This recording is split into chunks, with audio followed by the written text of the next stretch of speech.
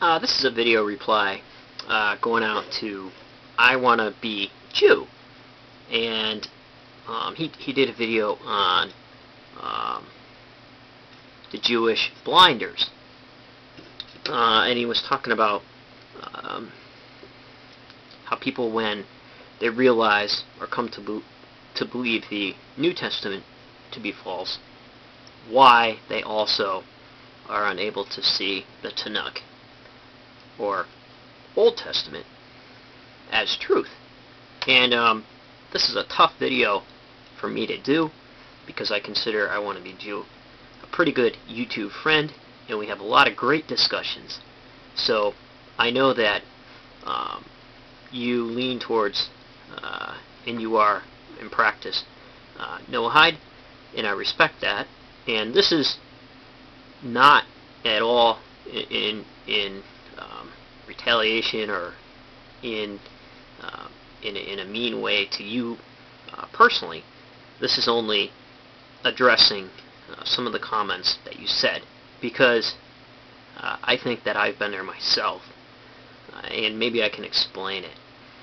I think what happens is, once people see that maybe Christianity is false, all the textual criticism and all the techniques that they used to prove Christianity false, they also apply it to Judaism and any other belief system after that.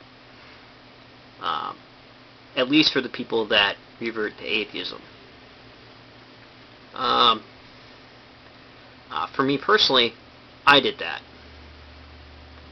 And just as you say for example, Christianity's false, Mormonism's false, Islam's false. Me, I don't believe a word anybody says, although I hold a greater esteem for Judaism, because I love the literature, and I've grown to appreciate what I can get out of that literature. However, if I was reading more Mormonism, if I was reading more Islam, I may think differently. But right now, I really appreciate Jewish literature, so I'm reading it. But the thing is, I guess some people can't make exceptions. I can't make an exception because I know better. I'm not saying that everything's false. Even I'm trying to get through Herodotus. You see a lot of fiction mixed in with history. Fictional history was huge, and it was a way of writing. And the way people dealt with their culture, specific ideas. Even Judaism changed when they're retaliating against Christianity, especially in literature through the Middle Ages. Sometimes they change whole interpretations on their text, and I'm seeing it since I've been reading it. Whole interpretations out of retaliation to the Christian interpretation. And everybody likes to play the victim. At what point do we refuse to be victims anymore? You talk to Christians. Oh, we're being persecuted. Can't say prayer in school. Just watch a yoke up video. You'll know what I mean.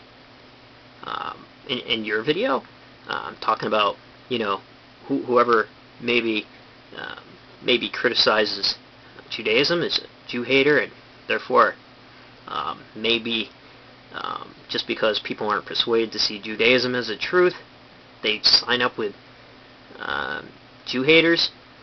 Watch a Brick Kane video. He, for the most part, dislikes everybody.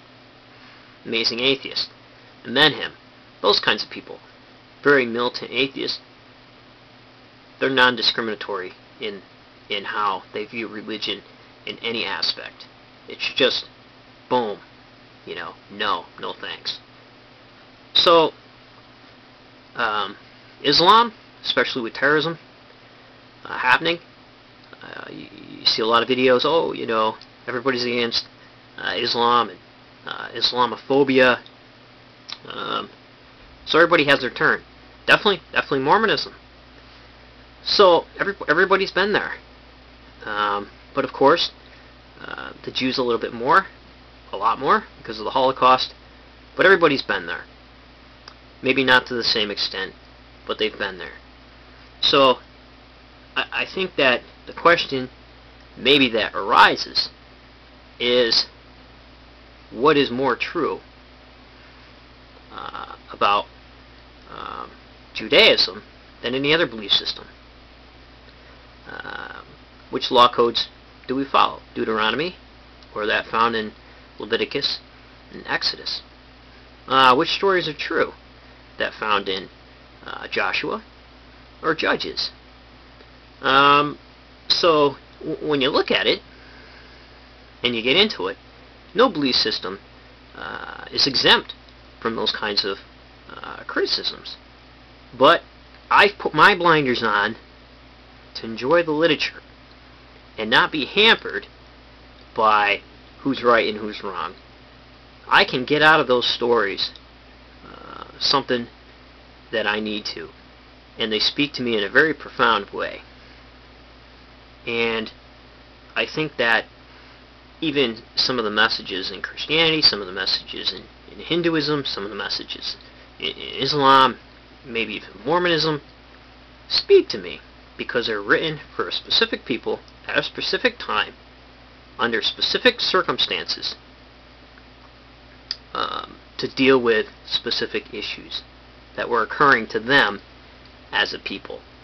And I think that when you try to twist it around, apply it to other cultures, it may work, it may not. And it reminds me of the story of the guy who had a bird, a beautiful pet bird. He brought it to his castle. He didn't know what to feed it. So he thought, well, I like popcorn. So he fed the bird popcorn. The bird died, you know. So just because something might be good for you, might not be good and work for everybody else, because we're all in different circumstances and different situations. And an atheist might learn more about Judaism and Christianity than he did when he was a believer. I'm agnostic, but I know I've learned a lot more. There's no fences. There's no fences for me. And I could care less who's right or who's wrong. I'm there to find out what people are thinking about, why they think the way they do, and how can the literature impact my life. And there's some beautiful text.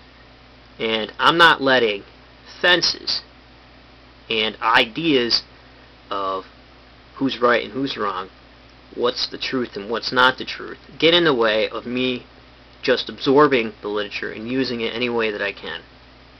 If archaeology says to me, this is true, we have good evidence that this is true, then I may be more inclined to believe it. If they say, maybe not, we don't know yet, saying we don't know is acceptable to me. However, a lot of times it's not acceptable to belief systems. I understand that there's a theological view, there's a secular view, there's a historical view, so I do have respect for all three views. However, I'm not confined by them. So I think that applying the same ideas when leaving Christianity, then applying it to different aspects of their lives, they use the same techniques. So the thing that you may be using to steer people away from, they're turning the gun on you. That's how I see it. But I don't know. So take care. And again, this video wasn't to offend you. I consider you a pretty good friend, but that's just my opinion on it. Hang in there, and remember, if everybody's thinking alike, then somebody isn't thinking.